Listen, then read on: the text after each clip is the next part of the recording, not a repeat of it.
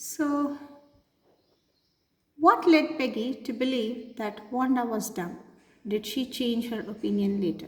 So, what were the situations or what were the reactions that had made Peggy believe that Wanda was dumb?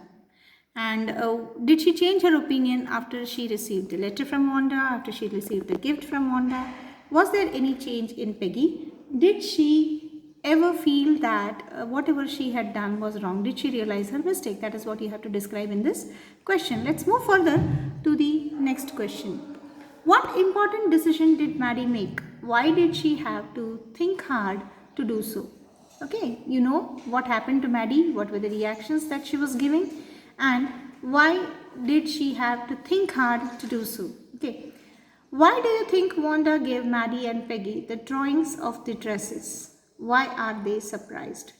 Do you think Wanda really thought the girls were teasing her? Why or why not? So, based upon your understanding of the lesson, whatever you have read in this part 1 and part 2, do you really think that Wanda, thought that the girls were teasing her? If you say yes, you should specify why did you feel yes, and if you say no, you have to specify why do you feel so, right?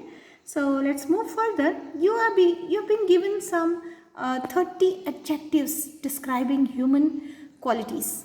You have to discuss them with your partner. So at home now, since your bench partner is not available with you, you can discuss this with your parents, and you have to put them into two word webs according to whether you think they show positive or negative qualities.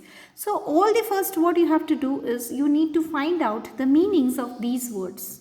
Okay, only then you would be able to actually put them into the proper word webs. So the initial action what you have to do is you have to find the meanings of this, and you have to write these words in this word web, and Saturday when you send me the assignment of the question and answers, you also have to click a picture of this page by writing the words into this word web and send it across. Okay, this is what you have to do as far as the textbook is concerned.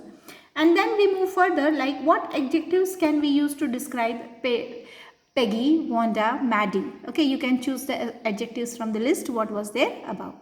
Now, find the sentences in the story and write with the following phrasal verbs. Which are the sentences in the story? What you have to do is, you don't have to write this in the notebook. You just have to mark them in the textbook, click the photograph and then send it to me. Then, look up these phrasal verbs in a dictionary to find out if they can be used in some other way. Okay, look at the entries of for line, think, take and stand in the dictionary. Find out what other prepositions can go with this verb. Lined up, thought up, took off, stood by. Okay, can we replace this up, off and by any other preposition, and then what would be the kind of phrasal verb that would be formed after that? You have to think of two such options to change these prepositions. Colors are used to describe the feelings, moods and emotions. Match the following color expressions with the suggested paraphrase. Like the Monday morning blues, for example, is it can go like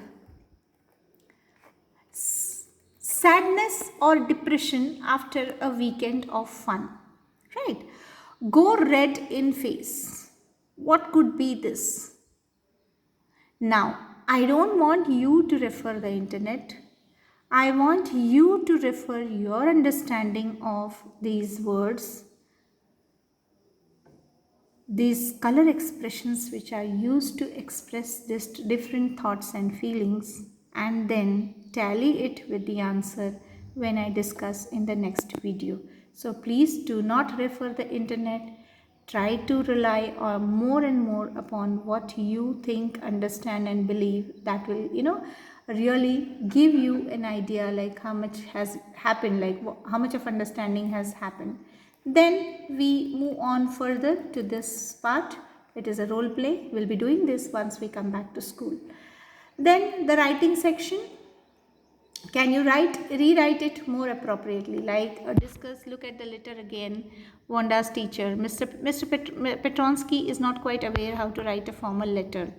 So are we going to change whatever he has written or Wanda has written? Can we change the format as per the formal letter? Even this we would be doing once we come back to school. And the second question as well. So this is what is the end of 100 dresses part 1 and part 2. Hope you all have understood this lesson and you all are able to comfortably solve the textual exercises. Once again, I repeat, children, please do not refer the internet and the ready-made answers that are given on the net to write. Read the lessons again and again and try to use the words which are there in the lesson, which would help you, making your answers more appropriate. That is what is my suggestion, and that is what I would be looking for, children writing their own answers. Thank you, children. Have a nice time.